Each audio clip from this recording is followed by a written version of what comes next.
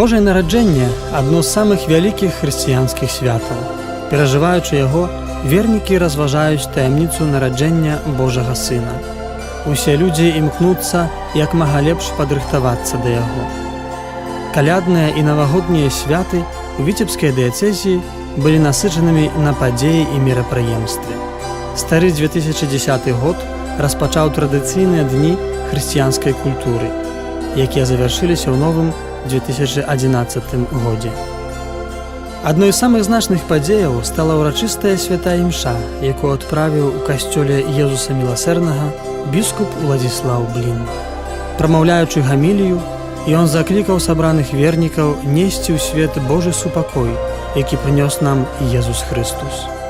Niechaj w naszych sercach zаўсёды будзе месца dla nowonarodzonego Jezusa, jaki przyszedł na świat, aby nas zbawić. Niechaj nasze serce napełniaться pробаченням, łaską, любовью.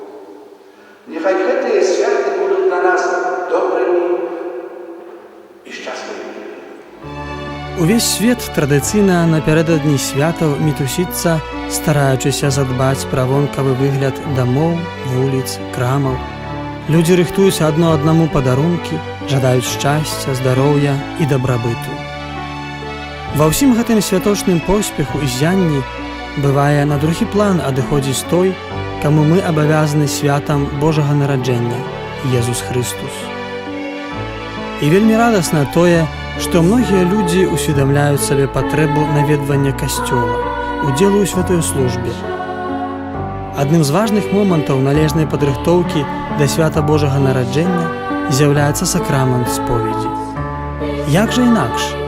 Жадаючы адно аднаму міру, згоды і любові, трэба перш за ўсё паклапаціцца пра мір і супакой у сваёй душы.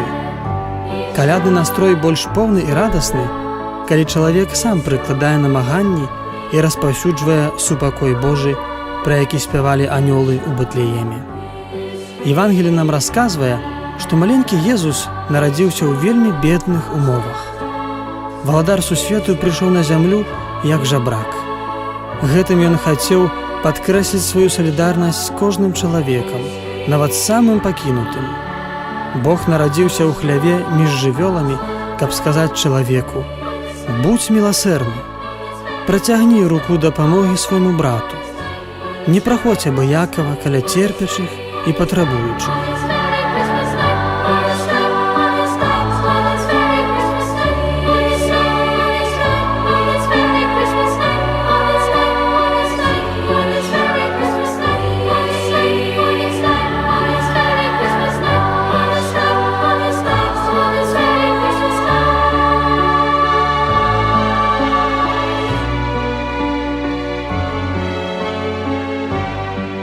Каб паспрыяць абуджэнню дарослых да спраў міласэрнасці, а дзецям дадаць радасці і вяселля, у касцёлах на каляды ставіцца батлейка, лялечная інсцэніроўка пра падзеі ў Бэтлееме 2000 год назад.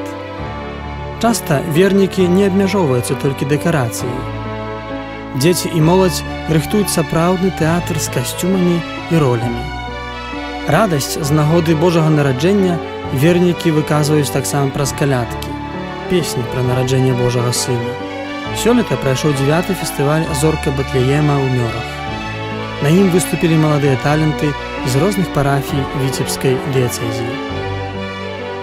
Бог стаў чалавекам, каб чалавек стаў больш Божым. Езус сваім нараджэннем паказвае кожнаму з нас вялікі сэнс нашага жыцця. Біскуп Уладзіслаў у сваім святочным віншаванні пажадаў, каб мы знайшлі ў сваім сэрцы месца для Езуса. Калі мы адчынім яму гэтыя дзверы, то ён напоўніць нас сваім шчасцем і благаслаўленнем.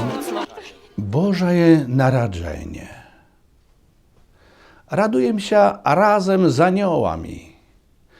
Нясём гэтую праўду тым, хто яшчэ Бога не ведае, сумняваецца, ці забыўся пра яго.